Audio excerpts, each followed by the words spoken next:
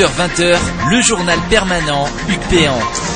Bienvenue à tous dans votre journal, un journal qui change de format à partir d'aujourd'hui. L'information sur Even se fait en 16/9. Merci d'être au rendez-vous de votre rendez-vous d'information comme chaque soir entre 18h et 20h sur Even. On commence ce journal avec des plaintes de proches de soldats français tués en Afghanistan qui ont été déposées. Les familles de 2 soldats français morts en l'été 2008 en Afghanistan ont porté plainte pour connaître la vérité sur le décès de leurs proches, annonce leur avocat, maître Gilbert Collard.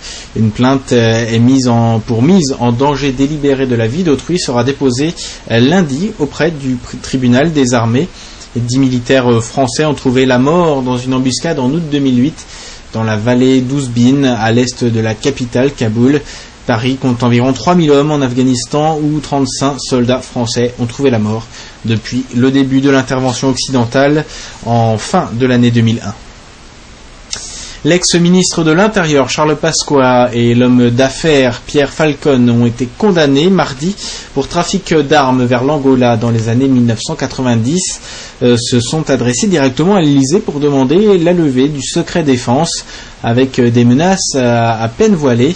Il laisse entendre que toute la lumière n'a pas été faite et que sur ce contrat de vente d'armes et sur d'autres, il demande à Nicolas Sarkozy d'intervenir alors qu'il est susceptible d'être concerné, ayant été ministre du budget de 93 à 95 puis directeur de la campagne présidentielle d'Édouard Balladur en 95.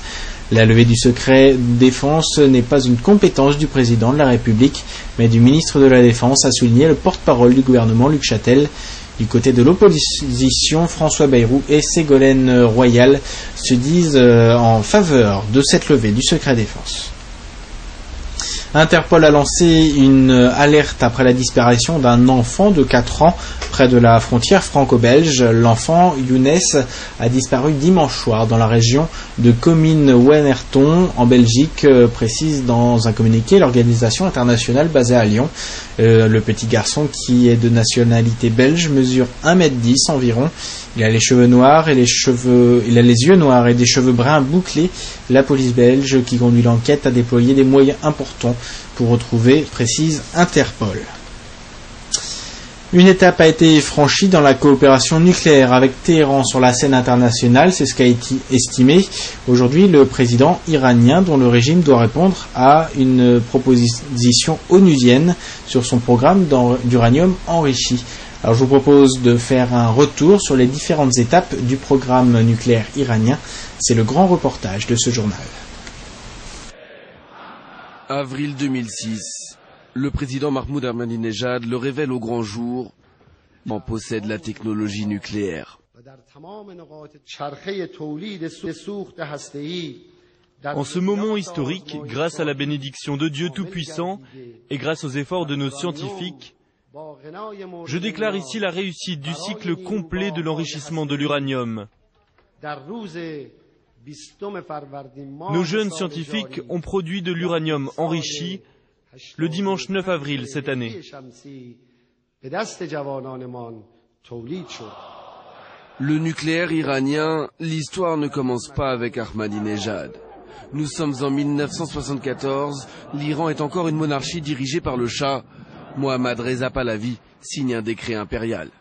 Le pétrole sera épuisé un jour. Il est dommage d'utiliser ce produit noble pour faire fonctionner des usines, éclairer des maisons.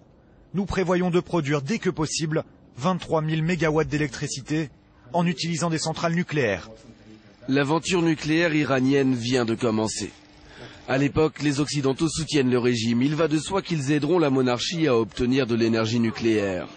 L'éventualité d'une bombe ne fait pas peur. Les États-Unis coopèrent d'ailleurs depuis 1957 dans le cadre de l'accord Atome pour la paix. L'Allemagne et la France suivront à partir de 1974. Paris met alors sur pied notamment le programme Eurodif. Son but, s'implanter dans le pays face aux Américains. La révolution islamique coupe court à toutes ces coopérations.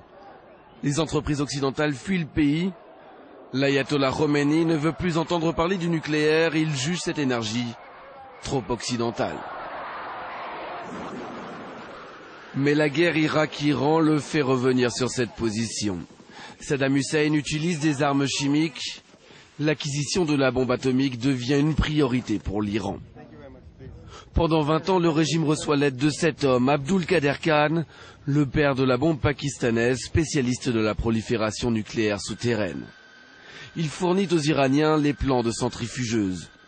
L'Iran frappe à toutes les portes pour réaliser ses projets. Celles des pays occidentaux sont closes. Il se tourne donc vers le bloc de l'Est. Moscou et Pékin deviennent des fournisseurs du régime. Des sites nucléaires sont construits secrètement. Depuis 2002, le monde les découvre peu à peu. Dernier d'entre eux, celui de Qom, révélé le 25 septembre dernier, en plein sommet du G20. Officiellement, le régime islamique cherche à produire du nucléaire civil, pas la bombe. Mahmoud Ahmadinejad l'a souvent répété. Mais les Occidentaux en doutent, l'Agence de l'énergie atomique aussi. Et les derniers essais de missiles longue distance n'ont pas de quoi rassurer la communauté internationale.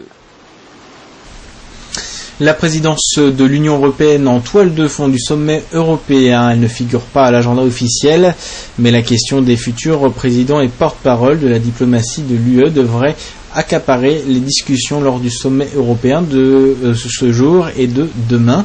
Réunis à Bruxelles, les chefs d'État des gouvernements de l'Union européenne devront par ailleurs s'entendre sur les garanties qu'ils ont déposées à offrir à Valka Klaus pour qu'il signe le traité de Lisbonne et sur la question du financement de la lutte contre les changements climatiques. Les dispositions donc pour le dernier président qui n'a pas encore ratifié le traité de Lisbonne.